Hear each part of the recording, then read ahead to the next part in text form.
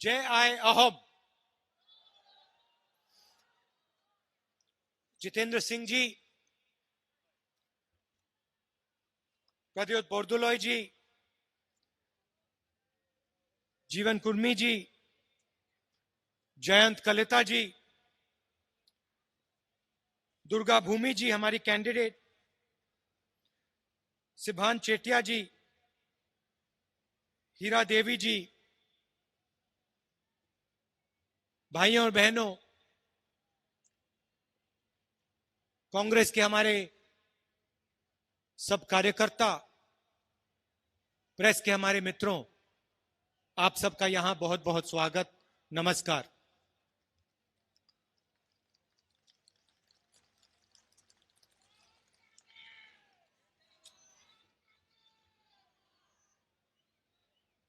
कुछ साल पहले दिल्ली में और असम में बीजेपी की सरकारें आई और आज मेरी कॉलेज स्टूडेंट से बात हो रही थी और उन्होंने मुझसे 2-3 सवाल पूछे। उन्होंने मुझसे पूछा कि देश में आजकल रोजगार क्यों नहीं पैदा हो रहा है। आप किसी भी कोने में चले जाइए, किसी भी प्रदेश में चले जाइए और आपको पता लगेगा कि हिंदुस्तान अपने युवाओं के लिए रोजगार नहीं पैदा कर पा रहा है। ये सच्चाई है, ये असम की सच्चाई है, ये हिंदुस्तान की सच्चाई। प्रधानमंत्री ने बड़े बड़े भाषण दिए हैं, make in India, startup India, stand up India, अलग अलग नारे दिए हैं, मगर रोजगार हिंदुस्तान में आजकल नहीं है। बेरोजगारी बढ़ती जा रही है। स्टूडेंट्स ने मुझसे यह पूछा, मैंने उनको कहा देखिए, रोजगार देश में कौन पैदा करता है? देश के सबसे बड़े 2-3 उद्योगपति नहीं करते।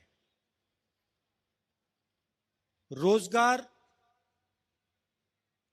स्मॉल और मीडियम बिजनेस वाले करते हैं। रोजगार टी गार्डन्स में पैदा होता है, दुकानदार करते हैं, ये लोग करते हैं। और अगर आप देखें तो पिछले 5-6 सालों में इन पर असम की सरकार और दिल्ली की सरकार ने आक्रमण किया है। आपको याद होगा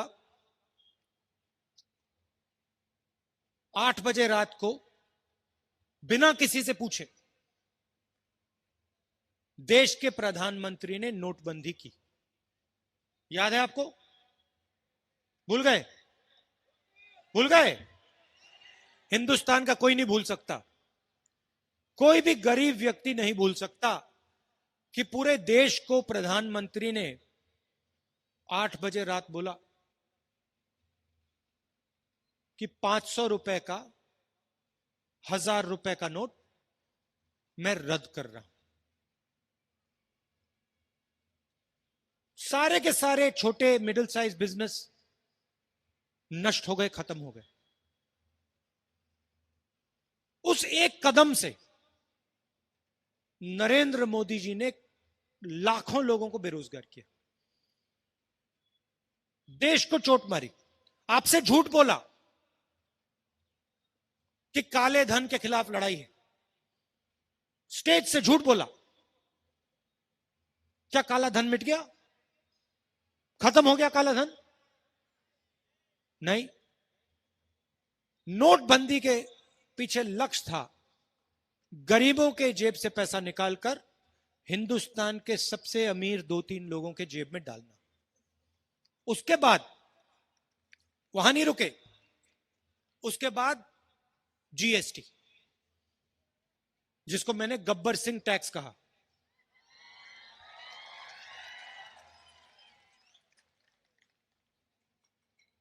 गब्बर सिंह टैक्स, 5 अलग अलग टैक्स, 28% टैक्स। किसके ऊपर टैक्स? हिंदुस्तान की गरीब जनता पर, किसानों पर, मजदूरों पर, छोटे दुकानदारों पर, स्मॉल मीडियम बिजनेस वालों पर। जो नोटबंदी से बच गए वो जीएसटी में डूब गए।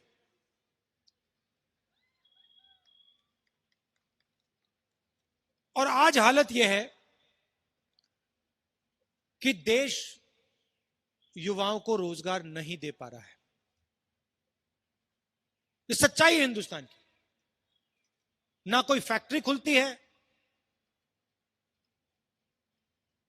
ना किसी युवा को रोजगार मिलता है।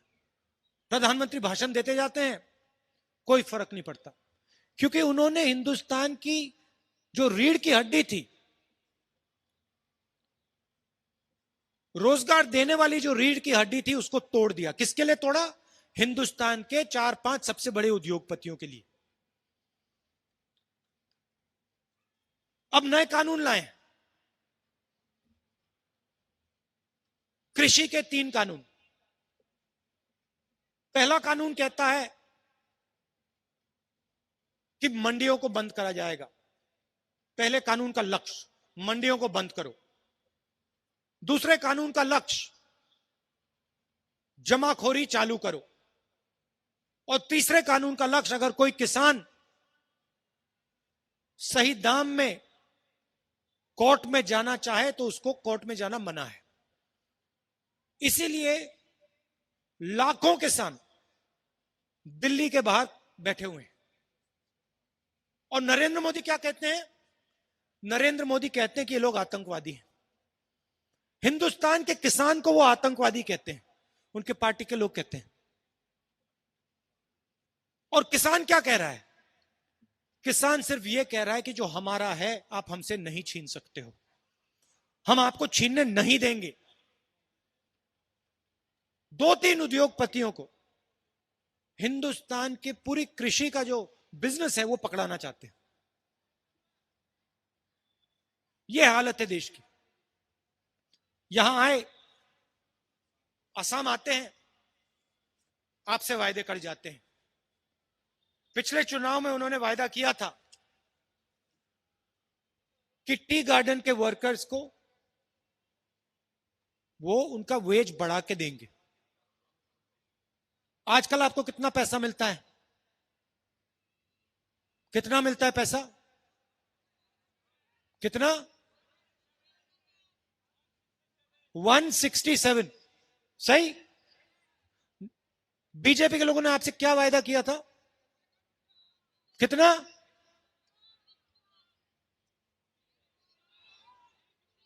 351। अच्छा, यहां पे कोई एक व्यक्ति है जिसको 351 मिल रहा हो? एक भी नहीं मिलेगा आपको। छत्तीसगढ़ के चीफ मिनिस्टर अभी भाषण दिए। छत्तीसगढ़ के चुनाव से पहले ऐसे ही भाषण में मैंने कहा था कि छत्तीसगढ़ के किसानों का कर्जा माफ होगा। बीजेपी वालों ने कहा पैसा नहीं है। मैंने कहा हम पैसा निकाल के दिखा देंगे, पैसे की कोई कमी नहीं। मैं आपको बता रहा हूं और आप इस बात को चेक कर लीजिए। छत्तीसगढ़ में कांग्रेस पार्टी की सरकार बनने के 6 घंटे के अंदर छत्तीसगढ़ के किसानों का कर्जा माफ कांग्रेस पार्टी ने कर दिया था। मैं यहां आपका टाइम जाया करने नहीं आया हूं, मैं आपसे 2-3 चीजें कहने आया हूं। मैं नरेंद्र मोदी जैसा नहीं हूं मुझे झूठ बोलने की आदत नहीं है। मैं आपको सिर्फ ये बता रहा हूं, और टी गार्डन्स के जो हमारे वर्कर हैं उनसे कह रहा हूं, इसको आप अच्छी तरह सुनिए। कांग्रेस पार्टी की यहां सरकार आएगी तो 6 घंटे के अंदर आपका 351 नहीं, आपका 365 हो जाएगा। और मुझे कोई फर्क नहीं पड़ता कौन क्या कहे, दुनिया के इकोनॉमिस्ट कह दें, मुझे कोई फर्क नहीं पड़ता। मैं आपको बता रहा हूं कि 365 गारंटी देके आपको आ रहा है। सीधी बात है।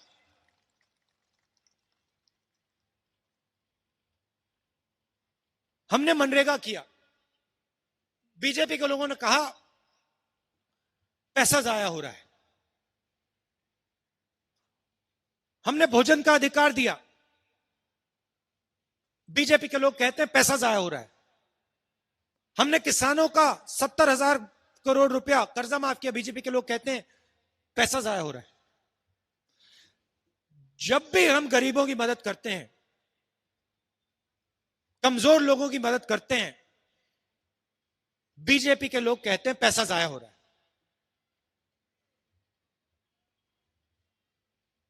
और जब गुवाहाटी के एयरपोर्ट को वो अपने मित्र को बेच देते हैं, तो फिर वो कहते हैं पैसे का सही इस्तेमाल हो रहा है। मतलब उनके दिमाग में पैसा सिर्फ अमीरों के हाथ में होना चाहिए, पैसा गरीबों के हाथ में नहीं जाना चाहिए। इस चुनाव में आपने आपको 5 गारंटी दी हैं। पहली गारंटी मैंने आपको सुना दी, 351 नहीं, 365, यह पहली गारंटी है। दूसरी गारंटी यह है, ये बीजेपी वाले कितना भी नाच गाना कर लें, सीएए यहां नहीं आएगा। इसको हमने पूरे देश में रोक रखा है। दूसरी गारंटी है कि ये यहां नहीं आएगा, चाहिए कुछ भी कर लें। तीसरी गारंटी, 200 यूनिट बिजली के हर परिवार को फ्री में। चौथी गारंटी, 2,000 रुपए महीने के हर हाउसवाइफ को गारंटी करके। और पांचवी और सबसे जरूरी गारंटी कि एक बार फिर असम में हम युवाओं को रोजगार देने का काम शुरू करेंगे। और मैं आपको समझा देता हूं कैसे। सबसे पहले, बहुत सारे सरकार में बहुत सारी पोजीशंस वेकेंट पड़ी हुई। हमारा पहला काम सरकार में इन पोजीशंस को भरने का होगा। दूसरा काम,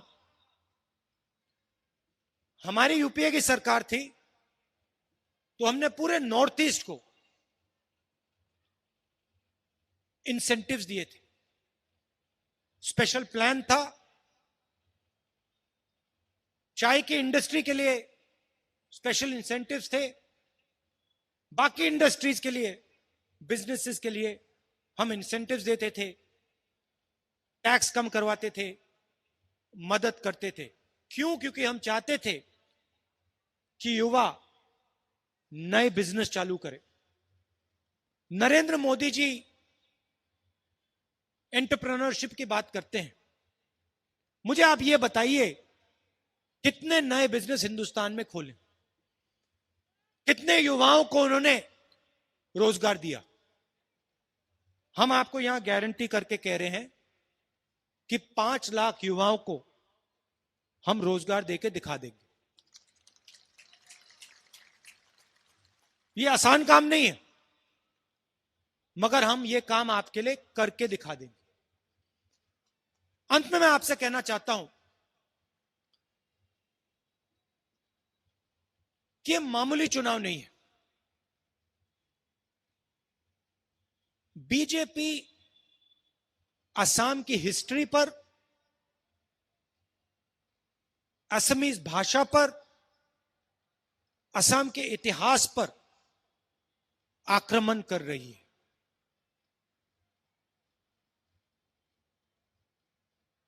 ये कहते हैं कि एक सोच होनी चाहिए, एक भाषा होनी चाहिए। इस देश में अलग अलग सोच है,